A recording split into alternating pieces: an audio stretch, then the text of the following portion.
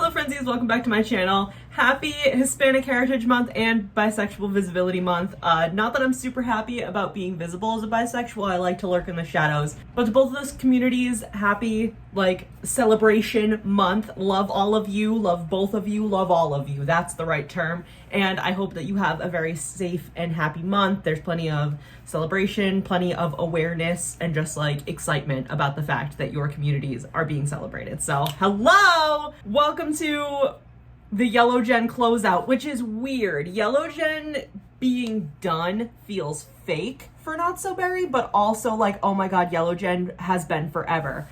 Palace was the generation we've had the longest because Palace was the first generation we ever had with the infants not the infants update, but Palace was the first generation heir that we focused on from infant to adulthood. She's not even dead yet, but she's not even dead yet. She's not even an elder yet.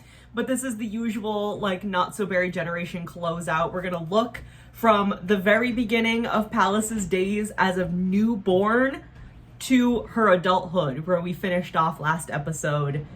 And we're gonna be starting Gray Gen literally this week. The day this video comes out, in a couple days, we're starting Gray Gen, which feels bizarre. And I think the month off, sorry, my computer's making noise. I think the month off I took from Not So Berry made the time feel less real. So let's just look into all of the old things that happened with Palace. Now we're gonna be starting here, which is the very first picture that Palace was ever in, which is the day she was born with her dad Caspian. These pictures are gonna make me cry. But this is baby Palace, literally the first picture she was ever featured in. And just, oh my god, this is when they lived in San Myshuno too. How did I forget that they lived in San Myshuno for a while? They lived in San Myshuno for a while. Dad Caspian, Dad Archer. Who remembers the San Myshuno apartment era? In the roommates era? Oh, and we have Maudie Reed in all the pictures that I lost of Caspian and Giselle at their graduation. But we have Maudie Reed. Oh my god, I miss Reed. And the first time Grandma Heather ever met Palace isn't even in frame. The first time Grandma Heather ever met Palace, that's really exciting. I can't believe that. That's right, because I kept Heather and Chris alive for so long. I cheated and I turned off aging for them. I love them so much. And did you notice in this picture, you can tell Heather has a little purple necklace with a pendant on it. And Palace wears the same necklace. It's just a different pendant color. It's an orangey yellow. Did anybody ever see that? Because I did that on purpose. Remember when I tried to move them back to Britechester? Isn't that a thing in Not So Berry where one of the generations is supposed to live in 3 different worlds? Caspian's lived in 4. He lived in Oasis Springs. He lived in Britechester. He lived in San Myshuno. They went back to Britechester briefly, and then they moved to Willow Creek. So Palace has lived in 3 as well, because she lived in San Myshuno as a newborn and an infant. She lived in Willow Creek as a child, and then she moved to Oasis Springs as an adult. That's crazy. And then watch, I'm gonna have that whichever generation it is where you need to move to 3 different worlds, and I'm not gonna know where to move anybody because I've already done it. Oh, and the first picture in the new house. Oh, when we kind of sort of briefly had twins with Bowman and Palace both being infants at the same time. Look at the matching bear onesies. Why did I take so many pictures of Palace and Bowman sleeping? I don't know. I just they were just so cute. I can't help it. They're my kids. It's not weird. Everything about this picture makes me so happy because it's all of the space stuff with the UFO abducting, there we go, the cow on the bedside table, which, as we have learned with Yellow Gen, that was definitely a premonition. It was definitely foreshadowing.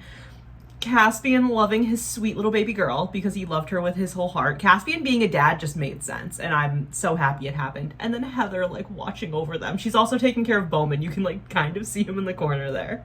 Palace's birthday was on Spooky Day too. I had to go from the Red Gen folder because I knew I had pictures of Palace in the Red Gen folder into the Yellow Gen folder that I have. So I forgot that Palace's birthday was on Spooky Day. That's fun, considering that Xavier's birthday is supposed to be on Spooky Day, probably in the episode that's coming up on Saturday. But that's cute, because it's kind of like a cute little pattern that's happening. Do you remember when Caspian and Giselle's birthdays were always on Monday? That was wild. Who remembers this? The first time Heather ever told Palace about 6am and about, you know, it's like the second brightest star next to the moon. And I loved that they're both wearing like green in this picture as well, because, you know, Mint Gen and then Yellow Gen relationship. I love them. The first time we ever saw Kenya Bailey Moon, and can we talk about how her shirt says Christian Moms Against Anime and she had blue hair? This is why I decided that Kenya Bailey Moon was going to be a best friend in this generation, because oh my god, iconic. When was this? Who died in this?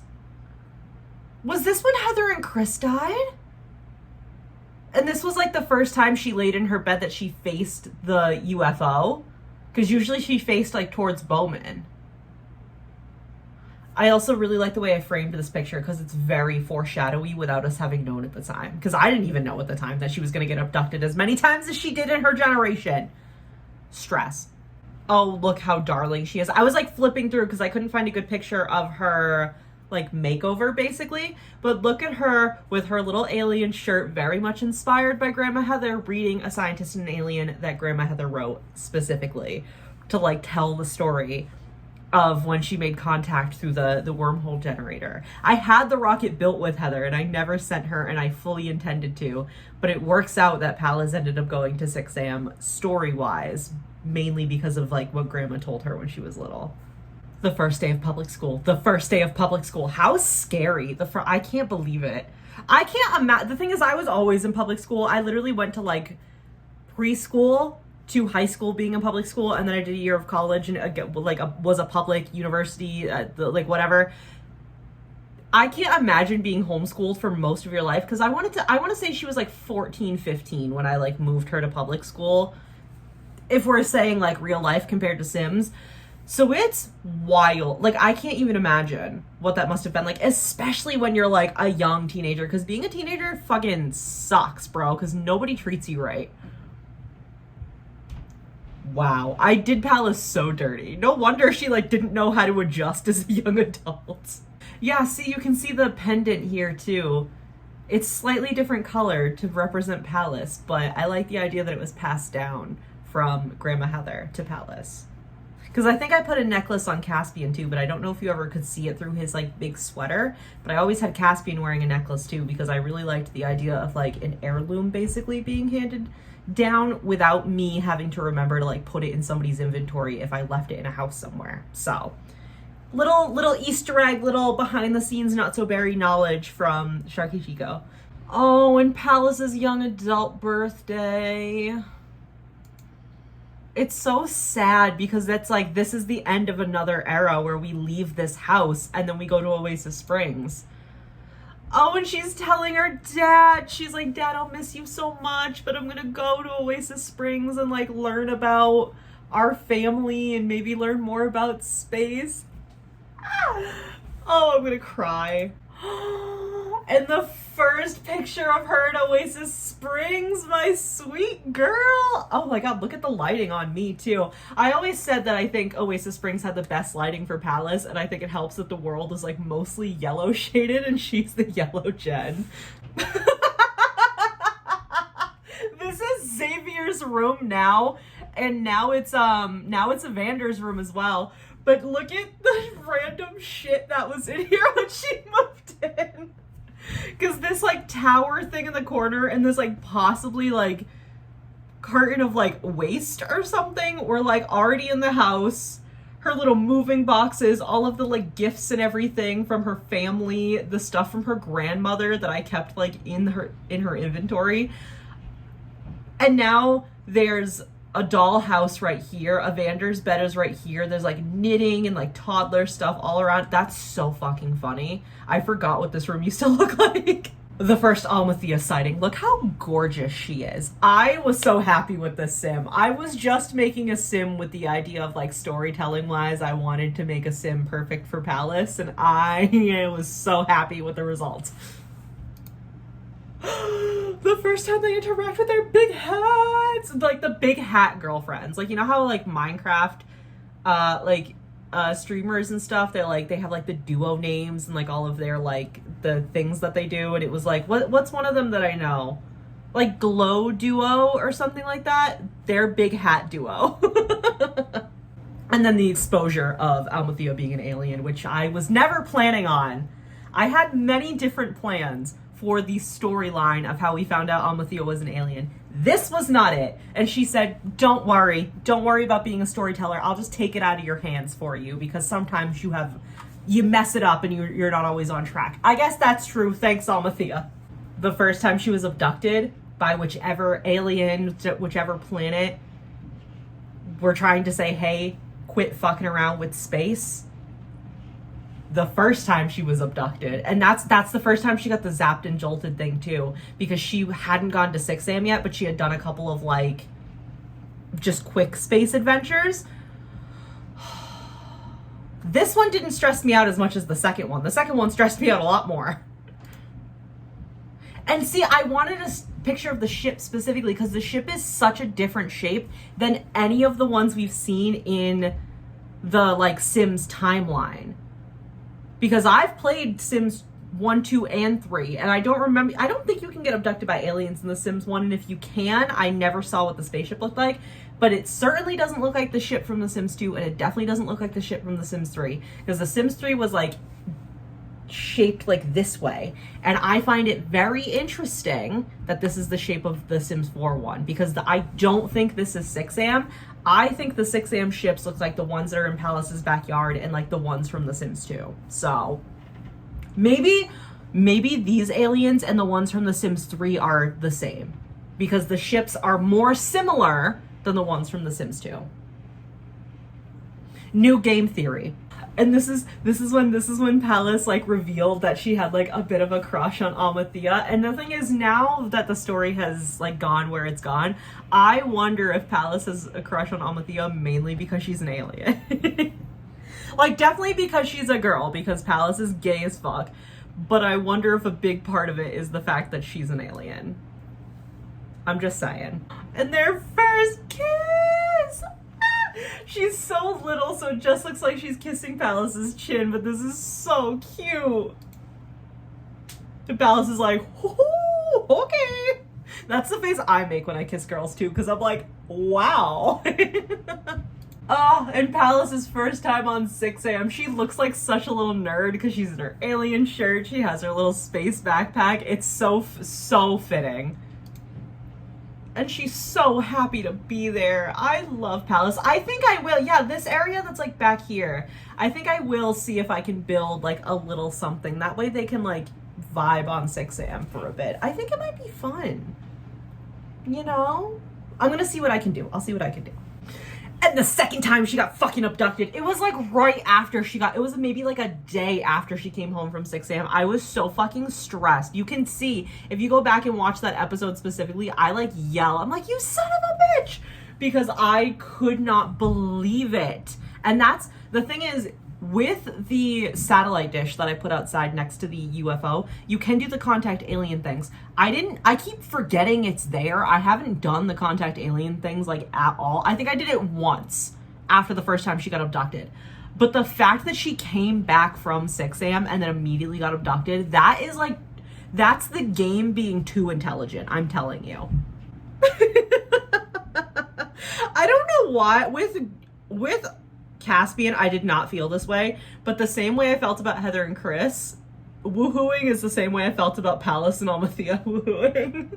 And the thing is, yes, Palace is so excited to be girlfriends with Almathea, and yes, she denied Almathea's marriage proposal, but she does clearly love her very much. I just very much think it's the thought of, well, we're already together, like, why do we need to be married? And I wonder if that's because Palace didn't see all of her parents get married until she was a lot older. Like, Reed and Archer got married when she was a toddler, but Caspian and Reed and Archer didn't get married until she was a teenager. So I wonder if that has something to do with it too.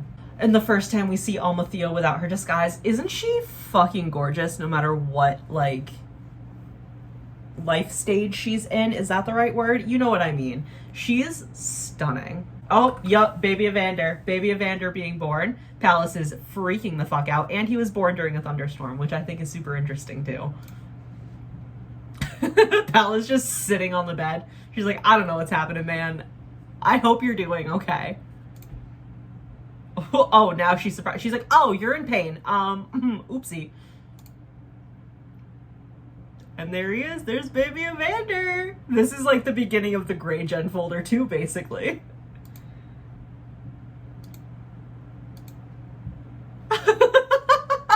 What is this face she's making? Palace is like, whoo, that's 2 kids.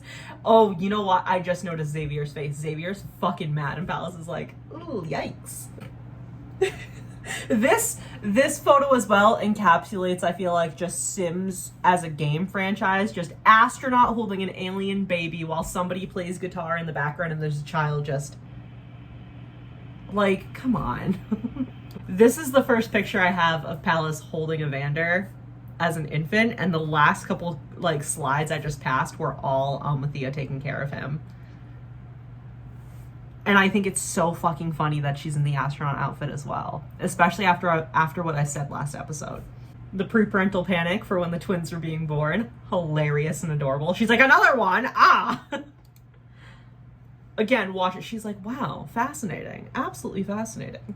I can't stand the science. I can't stand the women in STEM, I'll tell you. Sharky Chico out of context. And there we have the last babies of Grey Gen. Technically, I consider, like, any siblings each generation has, I consider those also babies of Grey Gen. So we have cousin Alexis, we have cousin Nathaniel. Those are also Grey Gen babies. These are the official heir bloodline babies. Technically, Bowman is not bloodline, but he is still a Mulberry Scott Rodriguez, just like Palace is. And because they're not married, are these kids Mulberry, Hesperos, Scott Rodriguez? Something to think about. Especially because that was the, oh god, the purple lighting, I'm so sorry. Especially because that was the last episode of Yellow Gen that you just watched. We still have Palace. Palace is still going to be around for a while, but it is just wild to me that we have had Palace since an infant. She is the first sim in this challenge that we have had from infanthood, and we will have her until death.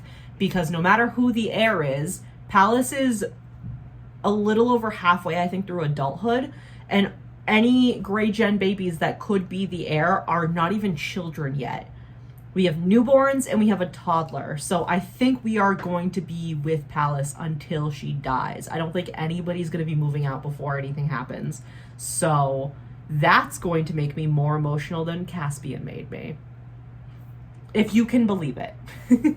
Thank you guys so much for joining me on another episode of, like, a Not So Berry recap.